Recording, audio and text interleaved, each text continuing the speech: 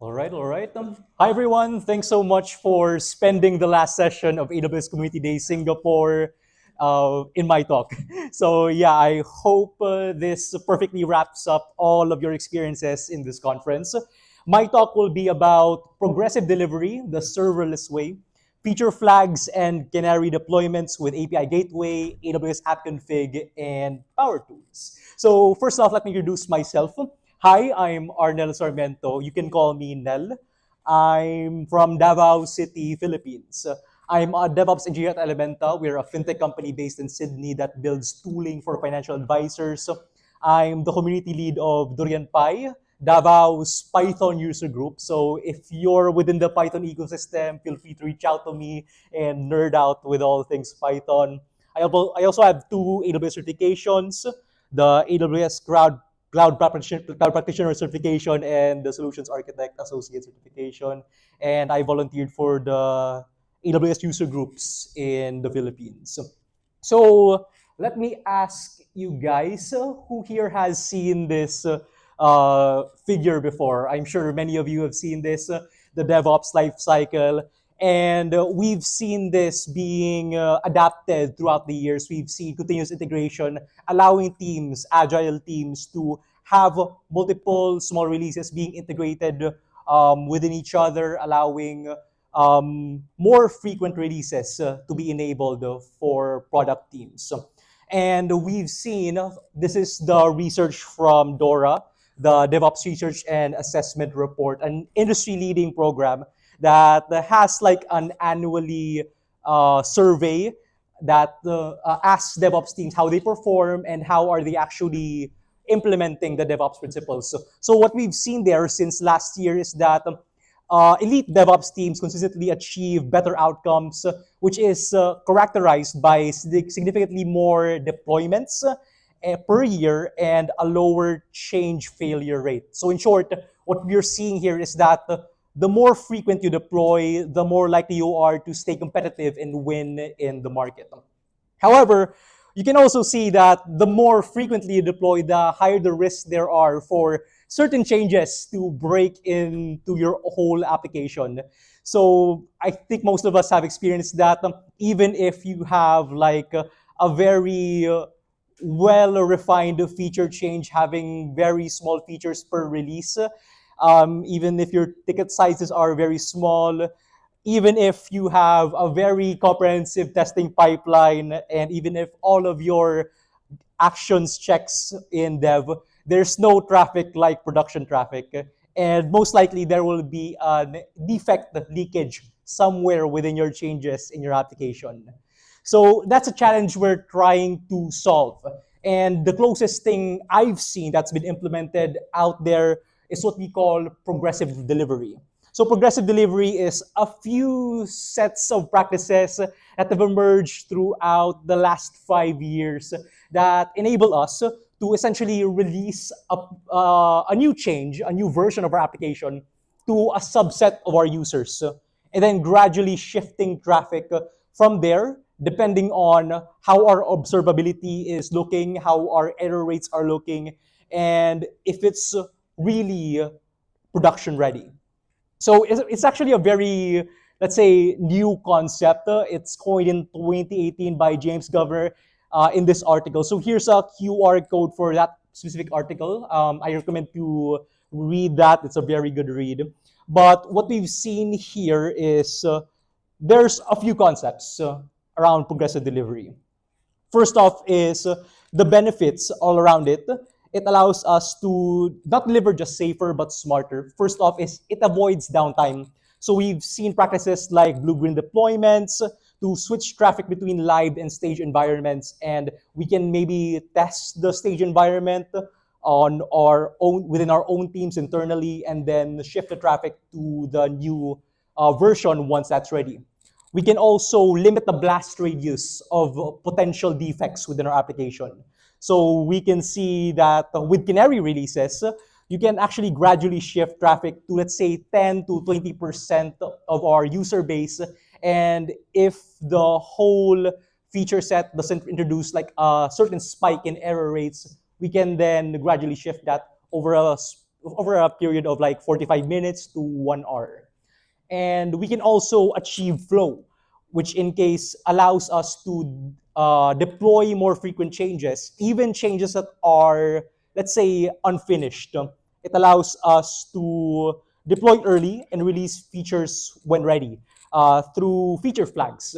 So these are practices that we've seen implemented for the past few years, and these will be more described later on during this talk. And this is the graph called the 4 shades of progressive delivery with the practices that I've described. As you can see that as we go to the right, within the spectrum, more and more of the benefits of progressive delivery are becoming more apparent. So that's when it comes to limiting downtime, limiting the blast radius, and achieving flow within our software delivery. So how can we actually implement these with AWS services, particularly in serverless AWS services? So first off, this will be a talk more geared towards users of AWS Lambda. So just a recap, AWS Lambda is a compute engine that allows us to run code, containers, for and deploy it and run it in the cloud. It's built per millisecond, and you can deploy zip files up to 250 MB. So it's essentially what we call an ultra-managed container. And when it comes to progressive delivery, fortunately, blue-green deployments are already handled by AWS Lambda right off the bat. Now the question is, how do we actually do the rest of these processes? So first off, what actually is a Canary release, right? So it's coined from the concept of a canary in a coal mine. So what happens there is that miners, when they enter a cave, they have these birds in a cage. These birds are more susceptible to toxic fumes as compared to humans. So if ever one of the birds, let's say, passes out, that could be a warning that there might be some toxic fumes within that coal mine. So that's a time for the rest of the whole mining team to evacuate, essentially. So that concept is translated into deployment, wherein we have a small subset of our users, which are the Canary, and then we release those new features into the Canary and gradually increase those subset of users as we monitor it along the way. And if ever there comes a time that there is a detected defect, we can easily roll that back to the previous version. So as you can see, this is like an example of a standard serverless architecture, a bunch of AWS Lambdas exposed by an API gateway serving HTTPS traffic to our users. So when it comes to Canary deployments, there are 2 ways. First one is what we call the API Gateway Canary deployment feature. So what you can do there is that when you are actually using the stages feature of API Gateway, you can actually go to the stage that you want to have a new deployment with, and go to the section for Canary. You can go ahead and define a Canary, in which case I've configured it to be 50-50% of our users' traffic. And you can configure that, test it along the way, attach that to some CloudWatch metrics. And once you are satisfied with the changes, you can press this Promote Canary button and use that as the current stage for your production environment. So that's for API Gateway. However, this setup actually requires you to use the stages feature of API Gateway for differentiating staging, dev, and production. In many teams that I work with, especially in serverless teams, they don't actually use this. So what they prefer is having their own CloudFormation stack, having their own API gateway for these environments, as you see here in the right. So that's one thing that might not fit for your use case. So what else is out there for Canary deployments? Another thing that I believe is the most appropriate for most of teams is the AWS Lambda versioning and weighted aliases. So to describe this initially, what Lambda version is just another version of your Lambda code and your Lambda configuration, like timeouts and things like that, memory, that can can be live within your production environment and be referenced for other services. So what we can see there is that we can define an alias, in which case this is latest, and use that to map within our API gateway. So instead of API gateway mapping to the ARN of that specific version of our Lambda function, it's going to map within the alias. And that alias, the latest alias, will then define the whole Canary release for us. So within the alias, there's a configuration there that allows us to define Canary releases, define percentages, and define the duration of that. And the best way to implement that is with code deploy. So right here on the right, I'm using CDK for Python. What you can see there is that you can define the deployment strategy you want for your Lambdas. You might want to have a time-based Canary traffic routing. Let's say it lasts around 15 minutes and it shifts traffic 5% of the time throughout that duration. And in the left, you can also see the console configuration for that and all of the possible configurations you can have for your own deployment. You can see here that we can then view the whole Canary release process from the code deploy console and monitor all of the traffic delivery from there. All right, so that's for Canary releases. One thing that this limits is what if we have a new version of our application that has changes to multiple AWS Lambdas? How can we deal with that, right? How can we orchestrate that all of the users have the same new version of the Lambda for the entire application? That's the limit of Canary releases. One great way to counteract that, one workaround, is using what we call a feature flag. So a feature flag is essentially a toggle, a flag, a Boolean attribute, let's say, that allows us to decouple deployment from release. So you can have the actual code deployed within your application, but not actually have that feature be present, be revealed to your user base. So what you can see there is that we can deploy the new feature and turn that feature on and off depending on our use case. And then we can also do Canary releases when it comes to revealing that feature flags within our user base. More of that in a minute. And the AWS service that enables all of this is what we call AWS AppConfig. So AWS AppConfig is, let's say, a sub-feature within SSM. And what we can do there is we can define an application. We can define the environment, which is, let's say, dev, staging, and production, and define the configuration profile, in which case is the actual attributes, the actual configuration that we're going to go up against. So you can store that natively in S3, maybe you can store that in SSM, or you can store that natively within AppConfig itself. Depends on you, depending on your governance style. So that's the whole architecture when it comes to AWS AppConfig. However, these are a lot of services. It's kind of tedious to manage these feature flags, especially when you have a serverless application, when you have these many components you want to manage. The best way, based from my experience, to actually implement this within your Lambda functions is using what we call Powertools for AWS Lambda.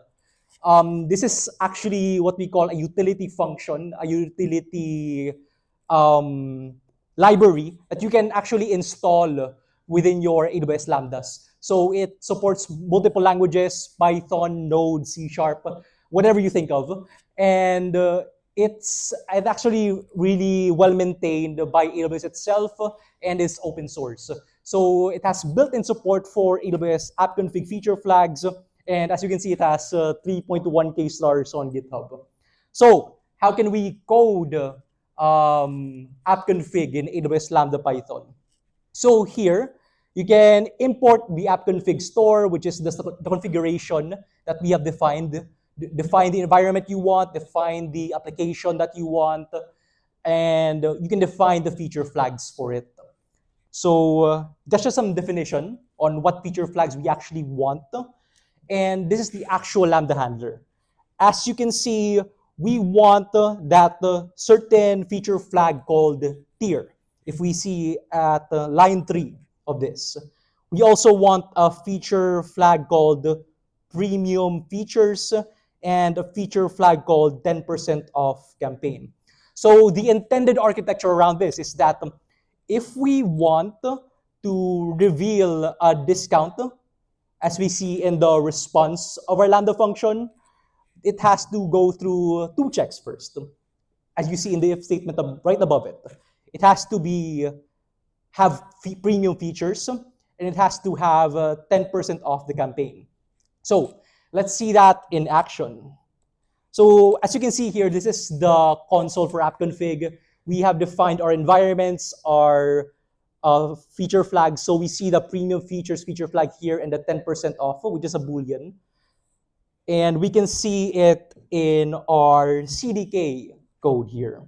So as you can see, the premium feature flags, all of this is in CDK, and we defined a Canary release for it, which has a duration of just 1 minute and a growth factor of 10, meaning that 10% will increase as the duration comes along. So we can see here that we have 4 premium features. It's actually what we call a dynamic configuration that checks against the request of the user and defines the value of the feature flag from there. So if we go ahead in Postman and go through the tier, we can see that we don't have any discounts available for us. That's because the value for the 10% off campaign is set to false, which immediately blocks the whole if statement checking. So what you can do is go and set that to true and conduct the Canary release deployment for our feature flags from there. So I'm just going to do a CDK deploy, and if you see, this is actually performing the Canary release for our feature flags. Just wait a minute, and right there, you see the feature flags coming along. We can now see that it is actually performing the Canary deployment for this.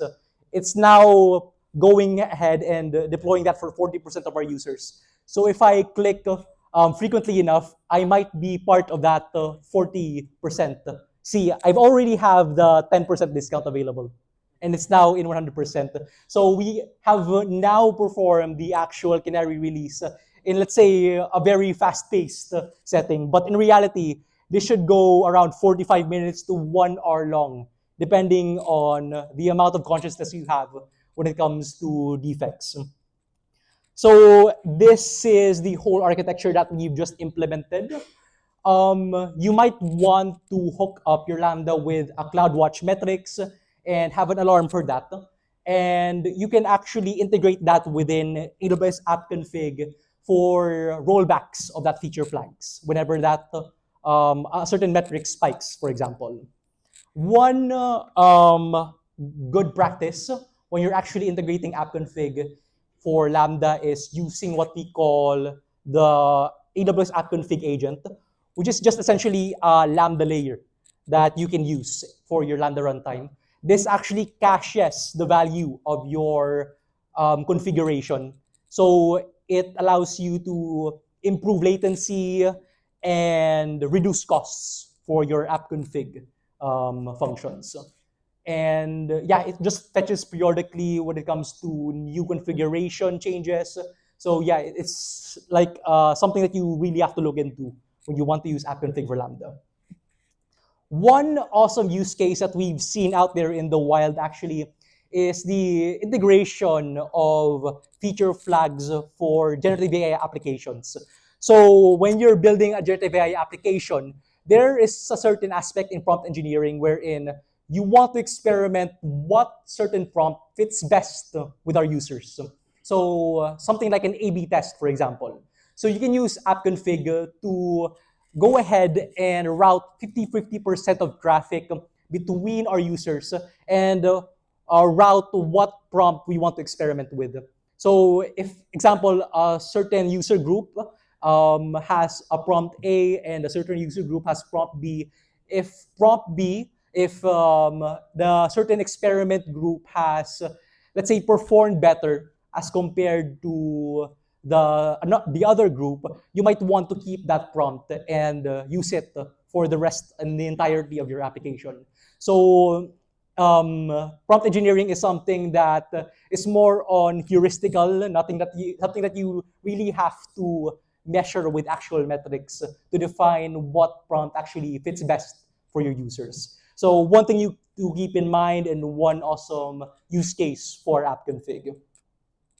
And yeah, just to wrap things up, these are the features that we have discussed for API Gateway Canary deployments, AWS Lambda weighted aliases, and AppConfig feature flags. If you want to implement these are the caveats, and feel free to check this out if you want. So yeah, that's it for my talk. Here's the QR code for my evaluation. Here's some links to my social media profiles. Feel free to scan and let me know when connect with me.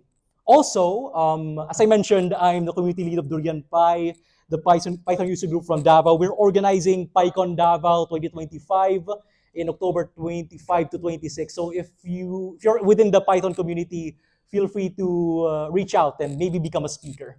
All right, thank you.